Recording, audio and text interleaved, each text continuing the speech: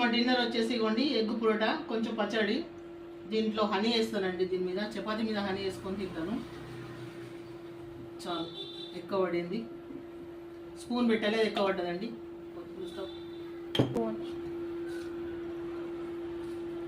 ఇలా రోల్ చేసుకొని తింటానండి, వేసుకుని బాగుంటుంది.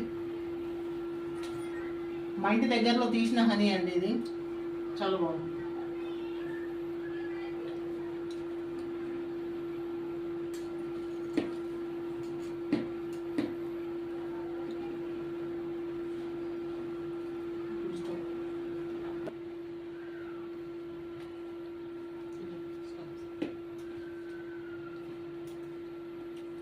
చపాతీ అయిపోయిందండి, ఇంకా అన్నం స్టార్ట్ చేసినాం.